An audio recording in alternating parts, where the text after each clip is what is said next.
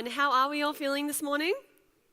Good. Okay, we've got the interaction going. Thanks to Annabelle, and you'll be happy to know I will be continuing that interactivity. So unfortunately, you're not able to just sit and relax too much yet.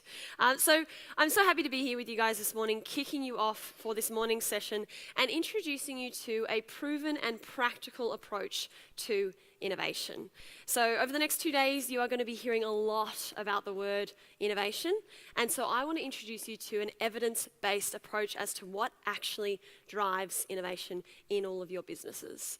So before we jump into the nitty-gritty of the details of what we'll be covering over the next hour, I wanted to give you a little bit of an introduction to myself and the company I work for. So I am an inventiologist at Inventium. Now, Inventium is Australia's leading science-based innovation consultancy. And as an inventiologist, I work with innovation directors, leadership teams, as well as the people working in businesses to look at how we can embed innovation in a really sustainable way by looking at structure, such as processes, by looking at leadership and strategy, and by looking at people and capability. Now, one of two things happens when people hear my title of inventiologist. You might be sitting there thinking, ugh, what is that title? Did they just make that up? You'll be happy to know we did make that up. And that is the reaction I get from many of the lawyers that exist in my family. You might be another person who might be thinking, wow, that sounds like a really cool title. How do I get one of those titles? And just like I said, you can just make it up if you want. So I wanted to talk to you a little bit about Inventium, or what we do. But before I do that, a little bit of an introduction to myself personally and what has really led me to be here today before you. Now, I want to take you back to adolescence. So obviously we are all familiar with the great fun that is adolescence and those identity-forming moments. And you've probably had those moments through your adolescence where you experienced something or something happened to you that ultimately set you on the path to where you are today. And so I had one of those moments when I met a man. And I met this man in a Year 8 science class. This is that man. Obviously, I didn't literally meet him. Does anyone know who this is? That's right, it is Charles Darwin. Charles Darwin is the father of the theory of evolution. Now, when you guys would have learnt about the theory of evolution, you would have heard all about the science and the evidence. And as soon as I heard about all of this evidence, everything from the fossils to embryology to the pentadactyl limb, I was absolutely hooked. I couldn't get enough of the journal articles, the research papers, the David Attenborough documentaries that taught me all about the science behind evolution. Now, if you remember back to when you were learning about evolution, you would have heard a little bit about Darwin's finches and the Galapagos Islands. They're these birds with different shaped beaks. But I wasn't so into the finches. I was a lot more interested in human evolution. And a big part of our evolution is the development of our brains. So this led me to go into studying business and psychology, and I'm now a registered psychologist, and I specialize in the area of organizational psychology. Now, a funny thing happens when you become a psychologist. You go out and you meet people, whether that's at work events or socially, and people think this immediately about you. Now, you have to relax, guys, because I cannot tell what you are thinking. That is, in fact, a psychic. So I am actually a psychologist, which means that we apply the science of how people think, behave, and feel to help development and growth. Now, the other thing that happens when you become a psychologist is people think that you like to do this all day. Sit on a couch and listen to people's problems. But again, that is not me. So I'm an organizational psychologist. So I look at how the science of psychology can help people and organizations to grow and develop and succeed. So this love for psychology is what led me into the world of innovation, because essentially innovation is all about helping organizations to change and to grow. And that is what we do as psychologists. We help people, teams, and organizations to change and grow by applying a science-based approach. Now, at Inventium, Last year I was lucky enough to go along with 14 of our executive clients to Silicon Valley. And this is us sitting outside of LinkedIn before we headed in to do a little bit of a tour of LinkedIn. So I was lucky enough to lead this tour with 14 of our senior clients. And we went along to organizations like eBay, Airbnb, and LinkedIn. And we learnt about what all of these organizations are doing to embed and sustain innovation. And for many of these organizations, a lot of them are still quite close to their startup roots. And what we saw is that innovation was just a way of life for a lot of them. It is just part of their DNA. But for other organizations who may be a little bit more distant from their startup roots, where innovation might not be as part of the DNA as these startup companies, what do? Well, one of the biggest risks that we've seen and that I've experienced personally with my work at Inventium, is that we see organizations doing a bit of innovation one-hit wonders. And I saw this firsthand with the part of the work that we do at Inventium as the research partners behind the AFR's Most Innovative Companies list. So what we would see happening is that an organization would come, enter the competition, and they would do quite well one year, so they would rank in the list. And they'd come back 12 months later, after receiving some recommendations and 12 months to work on their innovation work, and they'd be coming back expecting to do a lot better. But what we would see is that they would enter and they wouldn't even rank in the list in that second year. And what was happening is that they didn't have any more innovations to back up those original innovations that they entered the year before. So a big part of the submission of this competition is that you need to enter an innovation that you have released that year and show the impact of that. And so many of these organizations, they would have one idea that would be this amazing idea that would be led by perhaps a really supportive leader, or maybe it was just a great market opportunity that this organization was able to take a hold of, but they didn't have anything to back it up.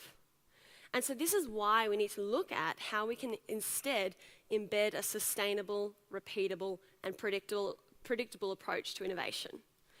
And in order to do that, you need to look at what the science says. So there is a lot of fluff out there in the innovation world, a lot of opinions, and it seems like anyone these days can go off and write a blog or a book about how to innovate. But instead, you need to look at what the science says and what is proven to work. And so this is what we do at Inventium. We help organizations to grow by taking a science-based approach to innovation.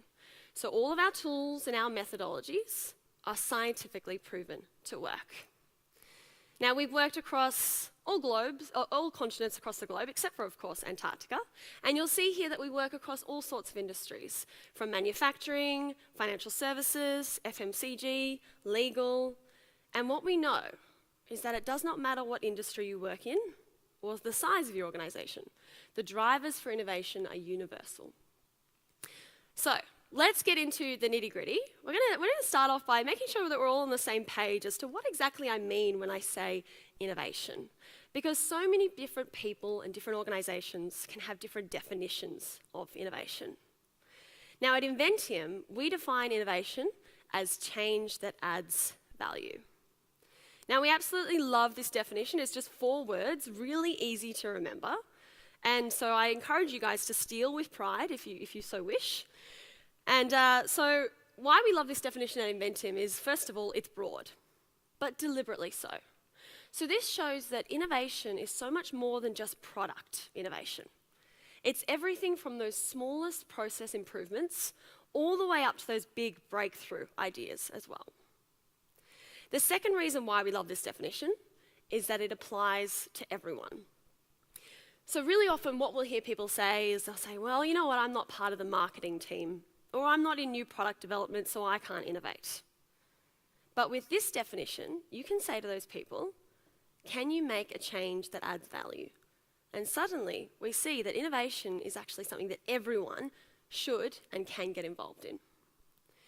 Now, the third reason why we love this definition has to do with that last word there, value. And so what this highlights is that innovation is absolutely not change for change's sake.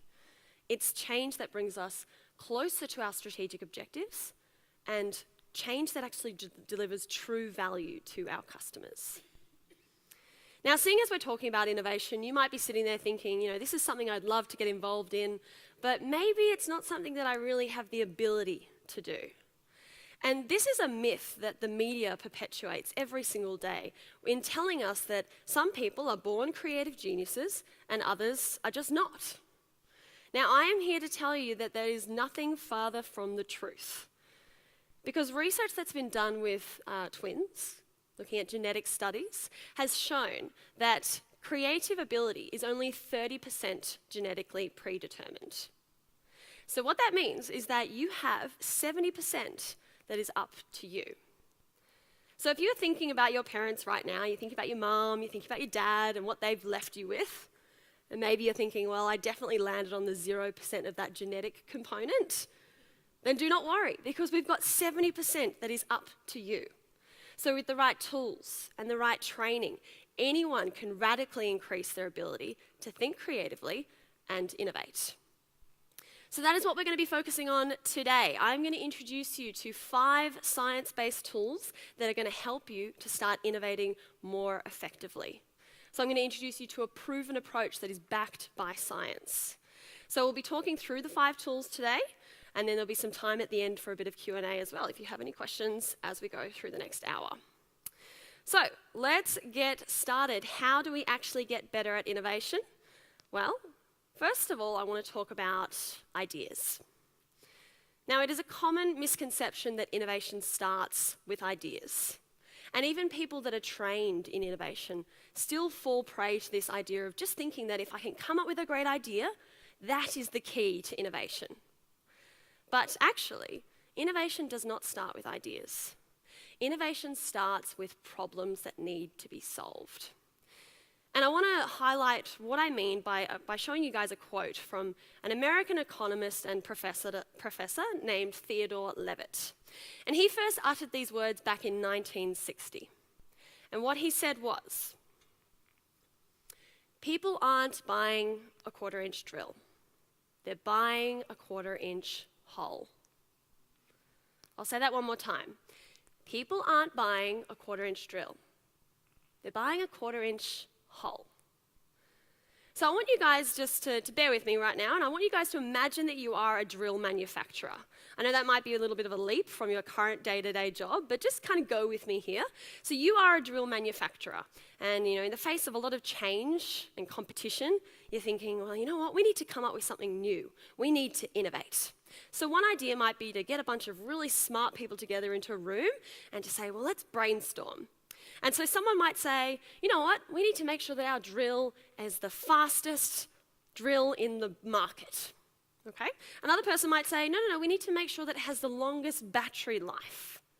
And another person might say, well, you know what, we need to appeal to the ladies. Let's come up with a pink drill. Because there's always someone saying something like that. Now, these ideas are all fine. They're all going to make some change that adds value. But the problem is that all it takes is for something else to come along that gets that 1/4-inch hole done better than your drill, and your customers will stop buying your drill and start using that other thing. And that other thing might not look anything like a drill at all. It might look completely different. But what we know is that if it gets that 1/4-inch hole done better than your drill, then your customers will switch over. So all of this thinking has led into a theory that's really prominent in the world of innovation, and it was developed by a man named Professor Clayton Christensen, and it's known as jobs to be done theory. And it's this idea that essentially people don't buy products. They buy solutions to problems. So instead of buying products or services because we want them or because we need them or because it's the status quo, instead we are buying solutions to problems that we have in our life. So we are going to hire a product or a service to get those jobs done for us, just like you are all hired by your employers to get specific jobs done for them. So with that in mind, we might be thinking, well, how do we use this theory in order to actually come up with good opportunities for innovation? And so I want you to imagine that you are a customer, just any sort of customer, and you have a job that you really need done. Out there in the marketplace, there might be a whole range of solutions that are trying to get that job done for you, but they're not really getting it done perfectly. So there's a gap between the job that you need done and the existing solutions in the marketplace. Now, if you were that customer that had this job you really need done, and none of these solutions are getting that job done for you, how would you feel? How might you feel? That's right, you would feel frustrated. Exactly right.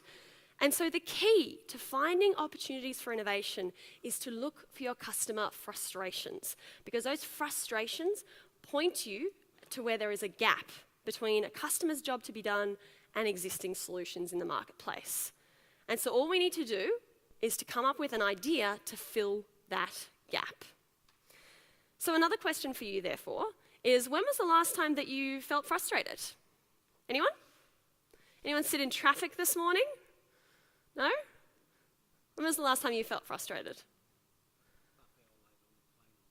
Oh, a half hour late on the plane on Saturday. That is frustrating, right? So perhaps a more important question, therefore, for you is when was the last time that you asked a customer when they felt frustrated? Because if this is something that you are not doing and your team is not doing, then you are missing some huge opportunities for innovation here. So let's go through a few examples of what this looks like in action, where actually just solving some day-to-day frustrations can lead to some really big innovations. So I want to talk to you about Heinz. Heinz have long been a market leader in the tomato sauce space. And back in the 90s, they actually were starting to lose their market-leading position. And someone came along and told them about jobs to be done theory and the importance of finding frustrations. And so who here remembers, maybe if you're sitting at your dinner table and you ask someone to pass you the tomato sauce, you might have been using one of these old school tomato bottles, these glass bottles. Now when you would go to use that bottle, one of two things would happen. You'd get the bottle, you'd turn it upside down, and what would happen? Nothing would come out, or everything would come out, and it would just ruin your dish. So there's a big frustration for people, right? So Heinz decided we need to remove that frustration, and they came up with an idea that actually changed the world of putting gloopy stuff into bottles. And so they developed the upside down squeezy bottle. Now this is a bottle that has been taken and used across many other different categories, from shampoo to conditioner, not just tomato sauce. But can you see how just finding that frustration and thinking about how can we solve that frustration led to a really big innovation, at least in the world of tomato sauce. Okay, so another example I have for you guys has to do with a bit of a question for you guys. I want you to just let me know, at the end of a working week, if you've been working all week, you're feeling really tired, you're feeling really exhausted, does anyone here like to go out on a Friday afternoon with maybe some friends or some colleagues and have a drink or two? Anyone? Yeah, okay, all right. It's quite enjoyable to just relax, go out for a few drinks on a Friday afternoon. Now, has anyone here, of those people that said yes, have you ever woken up on a Saturday morning and aside from the headache you might have you ever realized that you have, in your slightly inebriated state, spent a lot more than you had intended to spend on that Friday night? Yeah, okay, so whether it is rounds of drinks or the late night kebab on the way home, or maybe you are partial to coming home and doing some online shopping, I don't know, whatever it takes your fancy, but you've woken up the next morning and you've realized, ugh, I spent too much money. Or maybe it was your partner, your husband or your wife who's gone out and spent a little bit too much using the joint bank account. So this is a frustration that this app, DrinkPay, aims to solve. So DrinkPay connects your bank account and your credit cards with biosensors and a breathalyzer to actually stop you from spending money once you set a predetermined drinking limit. Now that drinking limit, obviously you have to set that before you start drinking, but this might just be 2 beers or it might be more. But what happens is that once you reach that limit, you cannot access your money for the next 12 hours. Now, you can actually tailor this, so you might say, no, I'm allowed to, buy more drinks, or I'm allowed to shop at Target when I get home online, but I absolutely do not want to get that kebab on the way home or stop into McDonald's on the way home. That is not what I want to be spending my money on. So obviously, this is not going to stop the problem of drinking too much, and waking up with a bit of a headache, but a solution to a real problem that we've probably all, if not directly, indirectly experienced. Now, one more example I'll share with you actually comes to thinking about invisible payments. So invisible payments is something that you would all be familiar with, and it's a trend that has really grown over the last few years, especially with the development of Uber and Deliveroo and Amazon as well.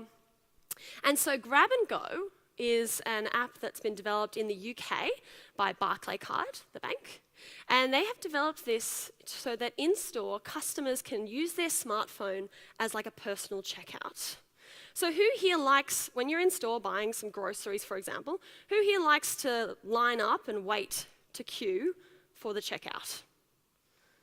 No one, right? Oh, Annabelle likes it. Okay, all right. Majority don't like it, so it's a big problem. We don't want to, spend more time in store. We want to be able to shop with ease and convenience.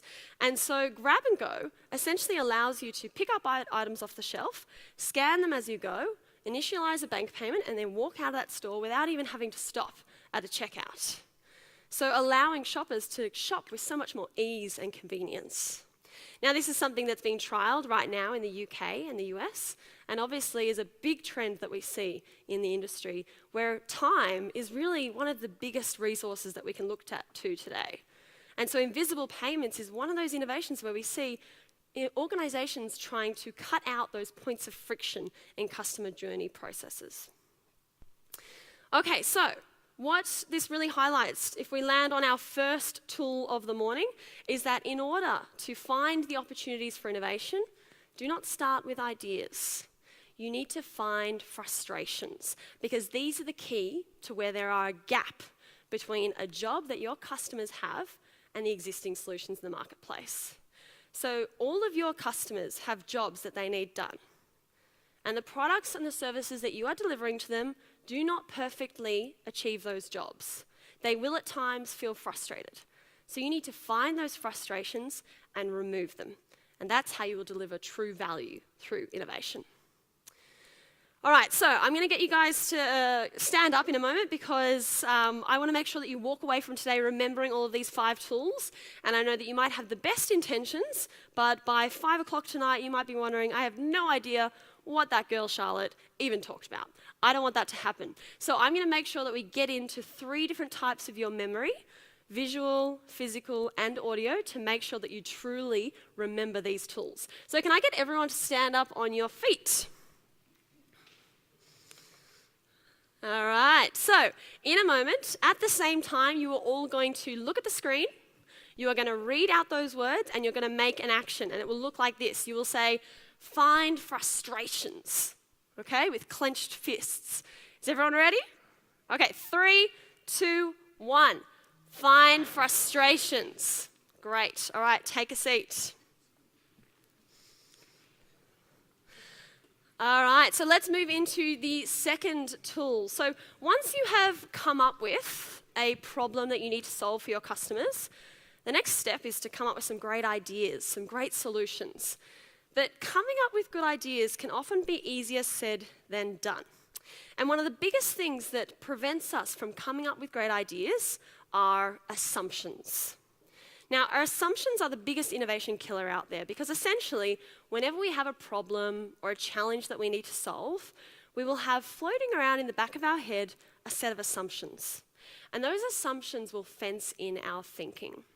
So those assumptions, they might be real, like we have a budget of $60,000 for this project. Or they might be perceived, like our managing director will never approve of something like that. But either way, real or perceived, what these assumptions do is they fence in your thinking. So in order to come up with creative solutions to our customer problems, we need to crush those assumptions by asking, well, what if the opposite was true? So we want to break down that fence and say, well, what if we had a budget of $60 million? Or what if we only had a budget of 60 cents? Then what ideas could we come up with? So to highlight an example of this to you guys, a really great example comes from Volvo.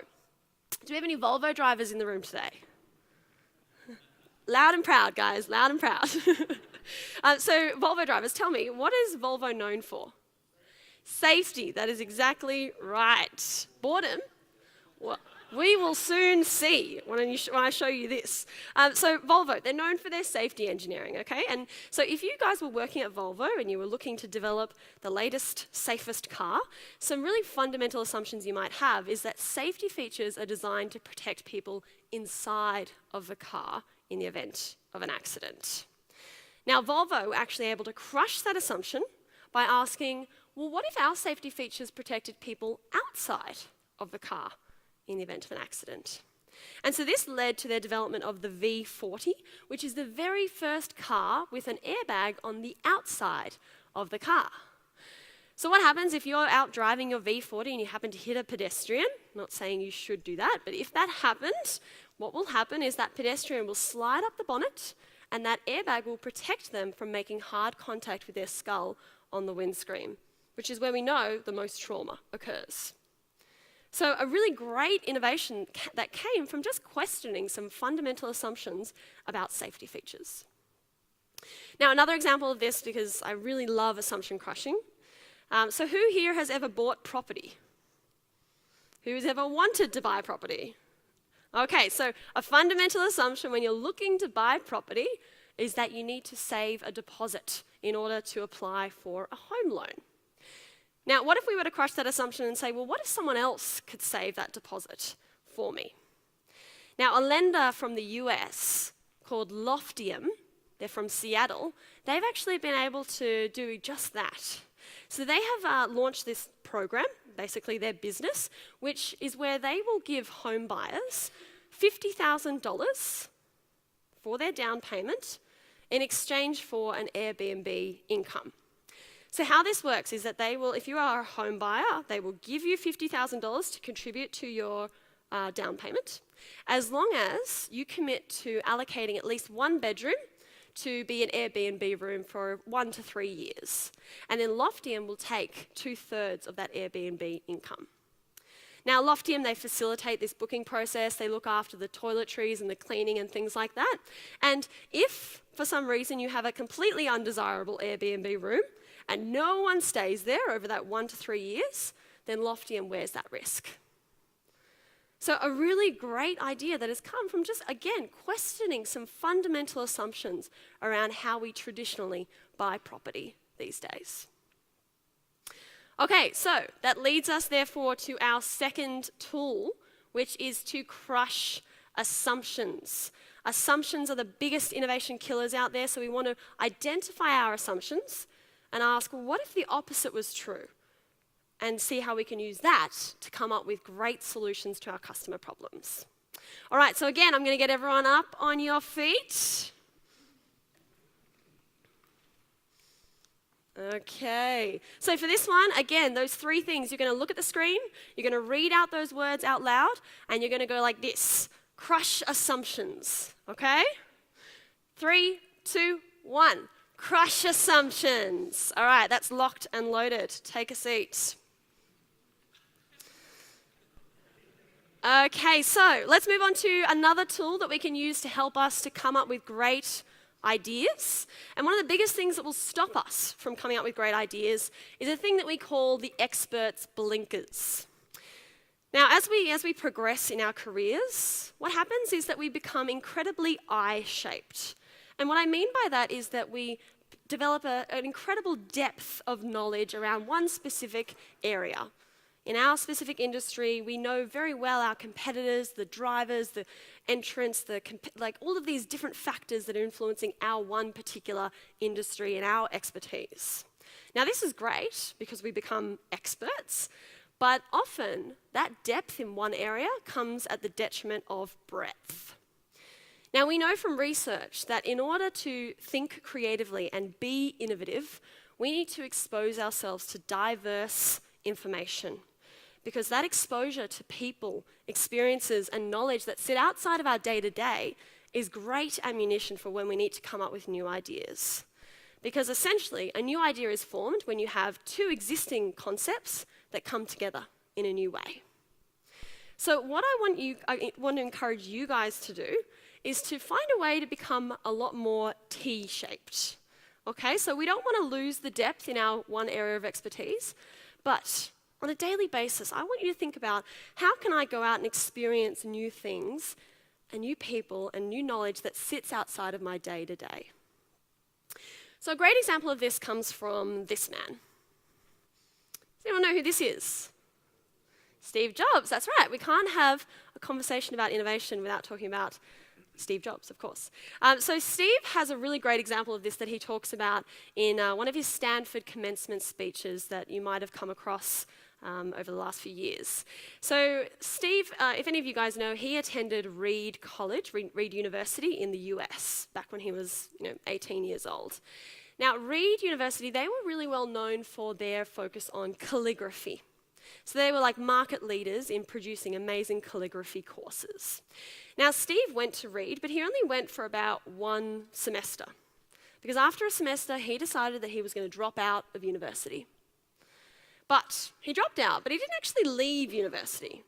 All he ended up doing was just hanging around on campus and dropping into different classes that kind of caught his fancy. And so one such class that he decided to drop into was a calligraphy course. And he learned everything that he needed to know about how to make words look truly beautiful. Now, you can imagine 18-year-old Steve, he probably thought, well, this is never going to have a practical application in my life. But he explains how about 10 years later, he was sitting around with his team at Mac and Steve Wozniak, and they were talking about, what can we do to create the next best computer? And suddenly he explains how all of these diverse experiences of these calligraphy courses that he attended came flooding back into his mind. And he thought, well, what if we gave people a choice about the way in which they write words on their computers? And this, of course, led to the development of fonts, which is something that we all use every single day, anytime we use a computer. So that diverse experience 10 years ago led to one of the biggest innovations in computing at the time. Now, another great example of this comes from Coca-Cola. So we all know Coca-Cola, but what you might not know is the story behind the development of the iconic Contour bottle that we see pictured up on the screen. Now, if I take you back to the early 1900s, Coca-Cola was facing an issue. They had a lot of new entrants entering the cola market, and they were basically like cheap copycats. And so Coca-Cola said, well, we need to do something to signal to our consumers that our Coca-Cola is the original and is not some cheap rip-off of cola in a glass bottle that looks the same to everyone else. So they decided to run a national competition.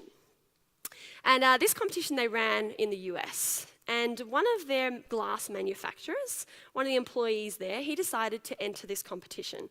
And the brief was to design a new bottle which would signal to people the unique brand of Coca-Cola.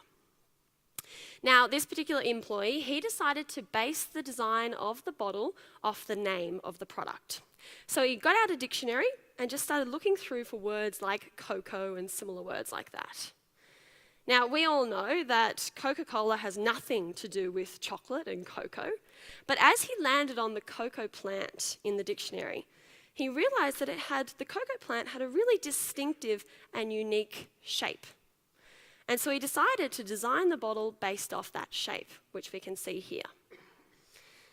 Now, this led to him winning the competition, and by the 1920s, the Coca-Cola Contour bottle, as it is now known, became one of the most celebrated artifacts in the Coca-Cola brand. And so what this really highlights to you is that new ideas and great innovations can come from the intersection of two completely unrelated concepts. Now, in order to encourage that process, we need to find ways to become a lot more T-shaped and take off our expert blinkers. So that leads me, therefore, to our third tool, which is to be a T. Find those opportunities every single day to read things, experience new people, learn new skills, things that sit outside of your day-to-day, because you never know when that is going to help you to come up with a great new idea. All right, so everyone up on your feet. Let's do it again for our third tool. All right, waiting for everyone. Good. Okay, so you guys know the drill. Look at the screen, read it out loud, and I want you to say, be a T. All right? 3, 2, 1. Be a T. All right, thank you. Take a seat. All right, so let's get into the fourth tool. Now, when it comes to innovation, making decisions is very important.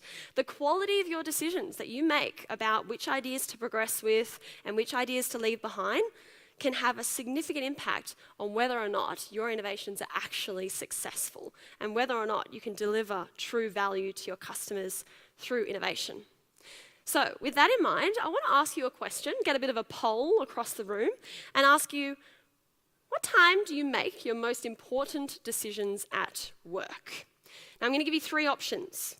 You might be someone who makes all of your important decisions in the morning. Or maybe you are someone that makes all of your important decisions in the afternoon.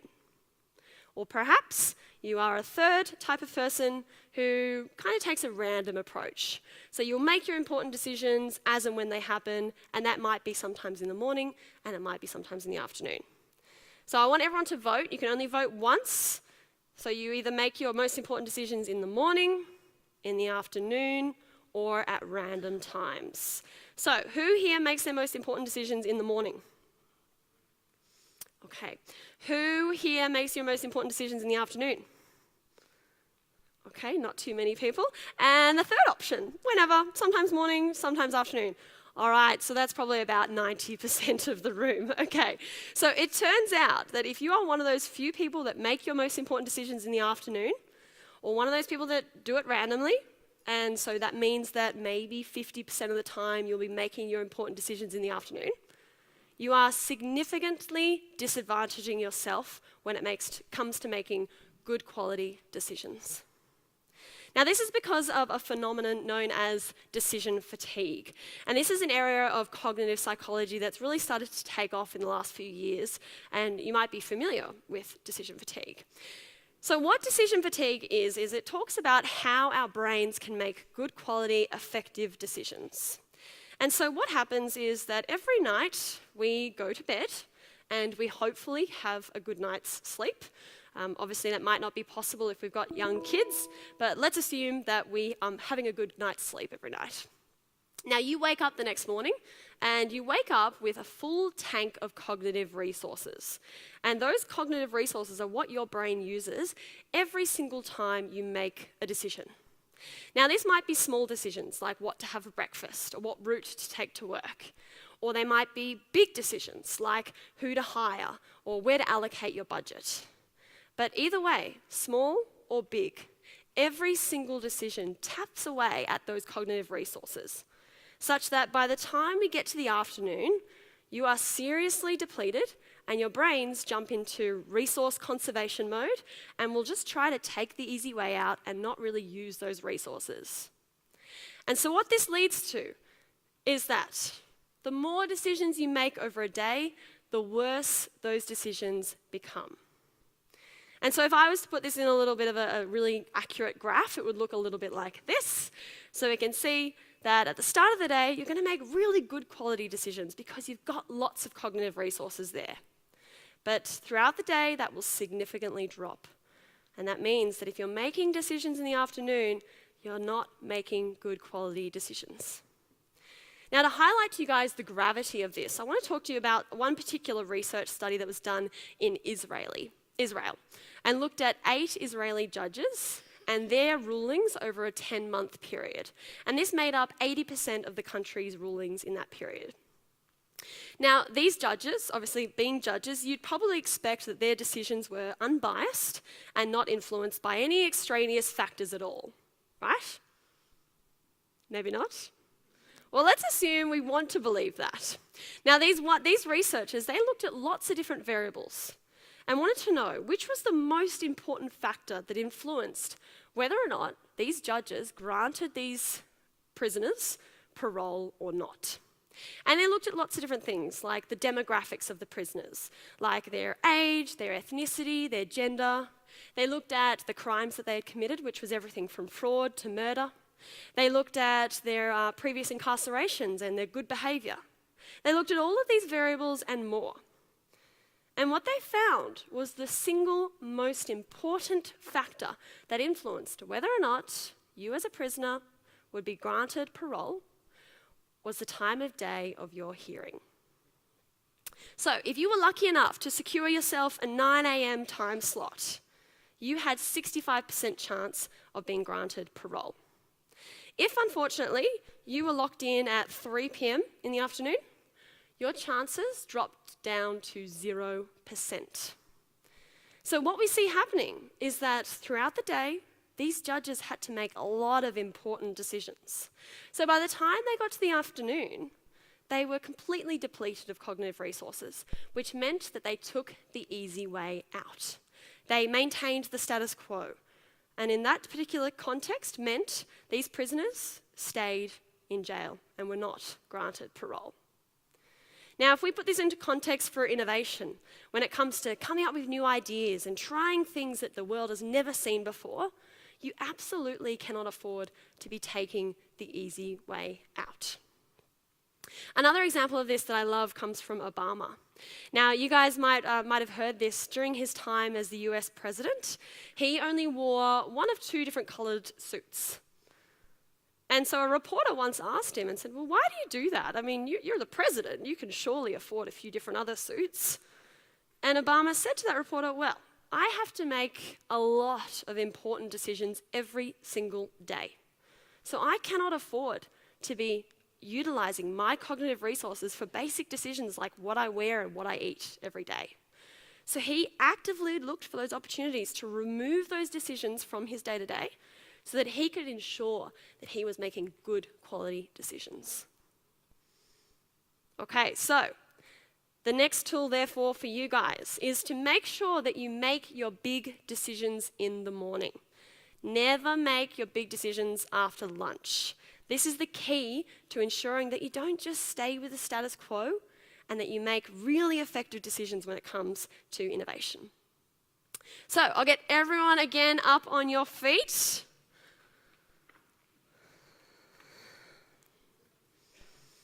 All right, so for this one, this is a little bit creative here, so make sure you're paying attention.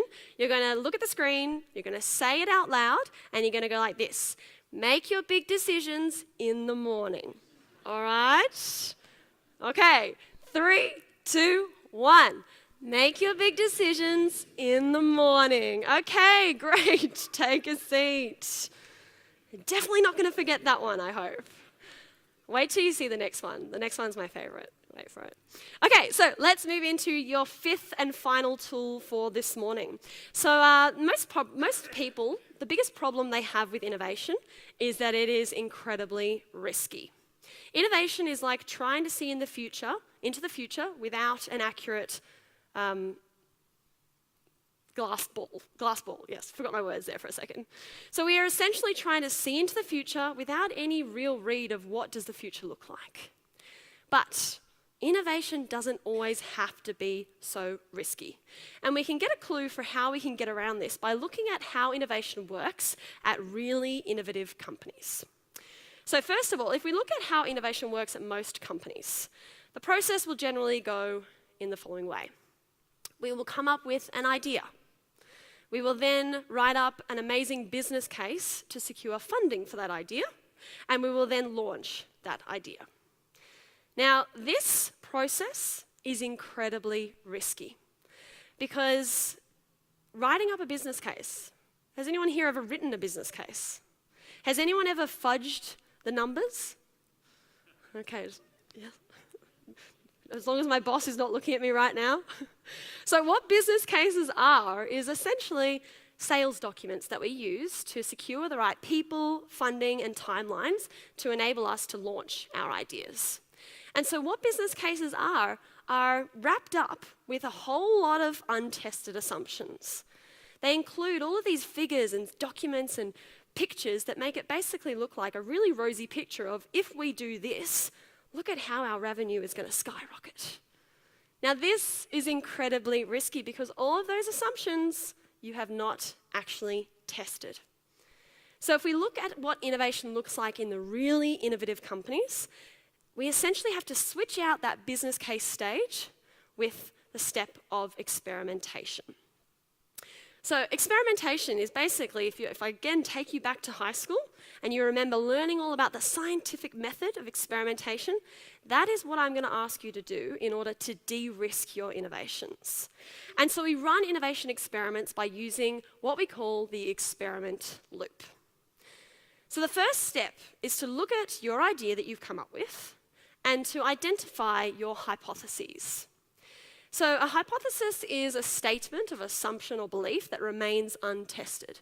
So when looking at your ideas, there are a whole lot of assumptions that you have about that idea in terms of what your customers will value about it, how much they'll pay, and ways in which they'll behave, which shows that value. Now, what we need to do is test all of those assumptions. So we're going to get our ideas, pull out all of the assumptions that sit within them, and then rank them from riskiest to least risky. Now, once we've landed on our riskiest hypothesis, the one where if it wasn't proven, this idea would completely fall over, we want to make sure that we test that one first, and we're going to design and build something to test that hypothesis. So the apparatus that we will use here is what we refer to as a minimum viable product. And a minimum viable product is simply something that's going to allow you to really quickly and cheaply test that hypothesis. Now, what's really important with your MVP is that what I want you to do is step away from what your idea looks like in totality and just hone in on that one hypothesis and just test that hypothesis. And the most important thing is that you're testing real customer behavior. So experimentation is not about going out and running a customer survey and going up to all your customers and saying, this is our great new idea. How probable is it that you will buy this idea?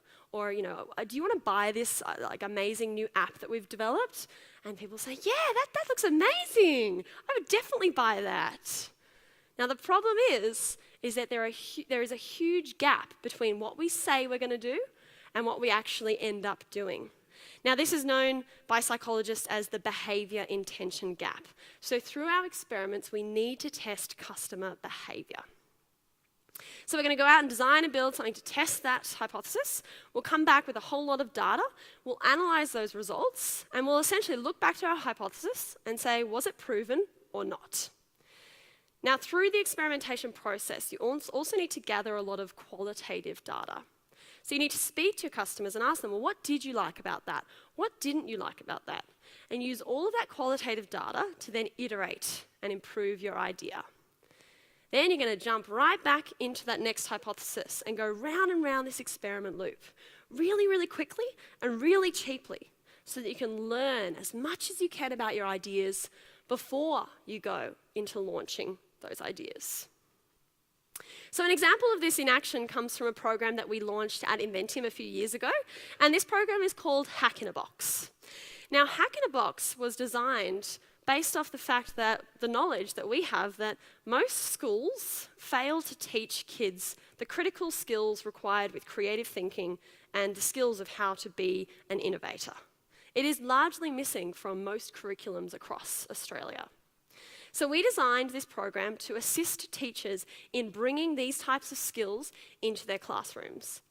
So it's an in-class program run over 6 sessions where the teachers teach kids the skills that they need to think creatively and be great innovators, and to apply those tools to a real challenge set by a leading organisation.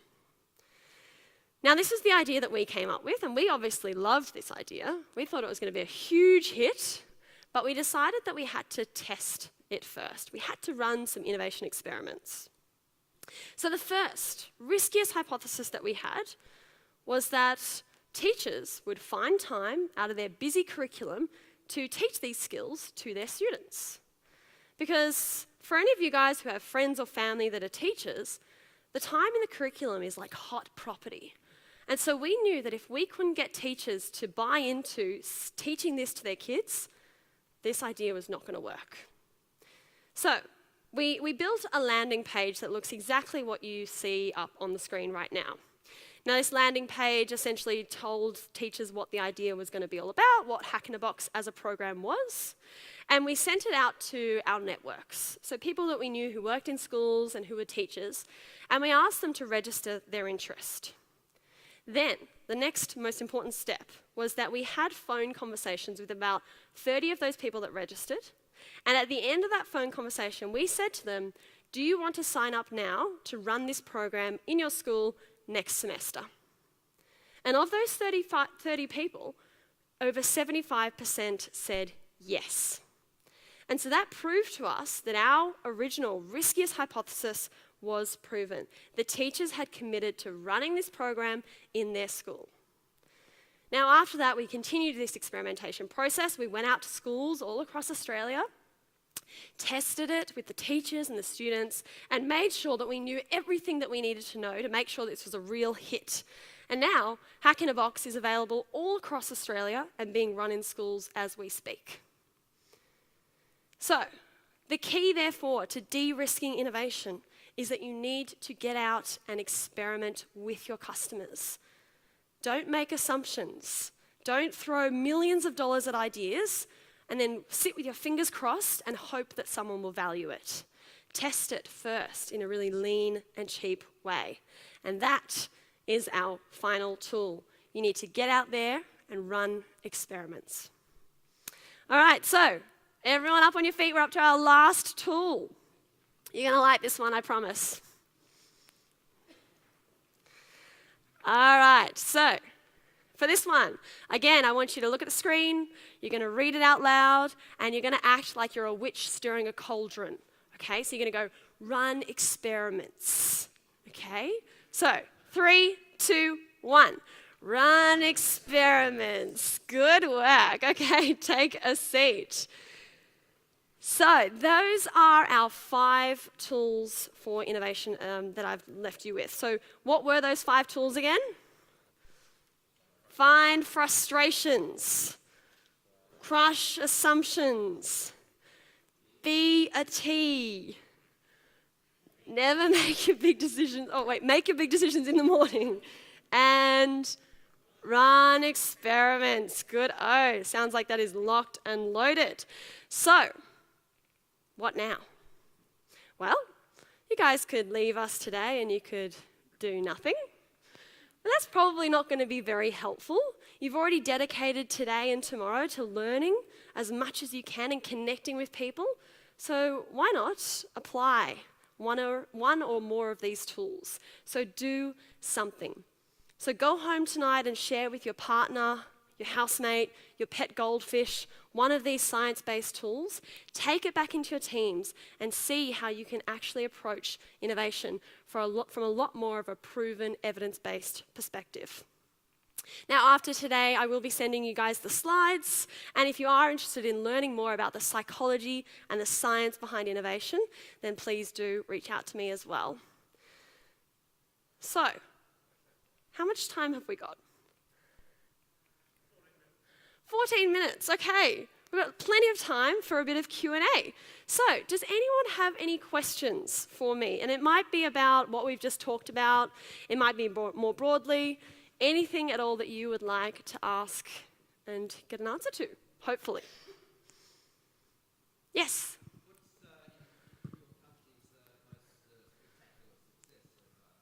Right. One of the most spectacular successes, I would have to say, is the great success that we've had in establishing an innovation program at Lendlease. So they are an amazing client of ours, and we started working with them about 3 years ago when they had absolutely no structure, no processes around innovation. They now have appointed, a few years ago, a global head of innovation culture. They have got an innovation lab, they've got an innovation process, they've done innovation training that we've helped them run globally. Now, what this has led to is one of their new ideas that they launched this year down in Melbourne, which is all about helping people to get into the property market earlier on. And that's by removing some of the associated costs with buying property through salespeople and actually allowing people to buy property online. And so therefore, they're able to save money and pass those savings back to the customers. Okay? Yes?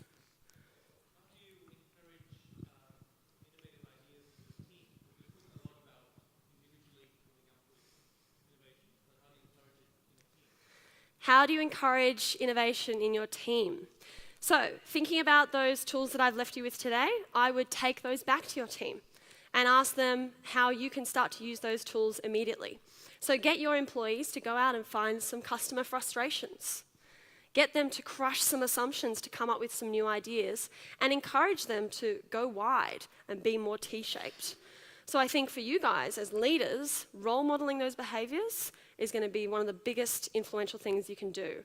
Because we know that through research, what separates the not so innovative companies to the really innovative companies is that the leaders do innovation themselves. They don't delegate it.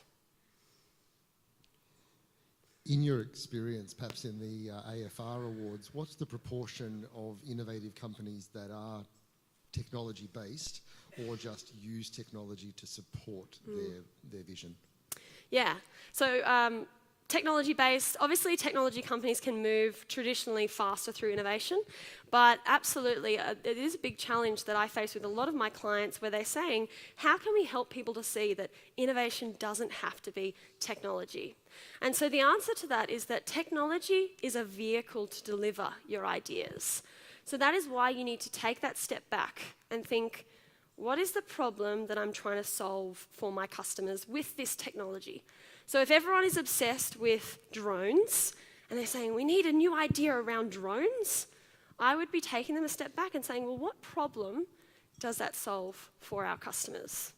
So an appreciation of that difference, that innovation doesn't start with ideas and that technology is the vehicle to deliver an innovation, should help you to start that conversation.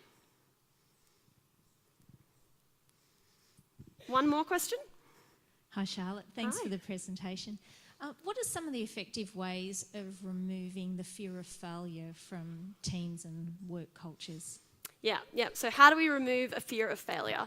So what's really important is that your employees understand the response that you as an organisation will make when things go wrong. So when there is a failure, what happens? Do you sweep that under the rug, or do you look at that failure as an opportunity for learning? So one really great example of this that I absolutely love comes from Engineers Without Borders. Now, as you guys probably know, engineers are very risk adverse because obviously if you build a bridge and it falls down, that's going to have serious consequences.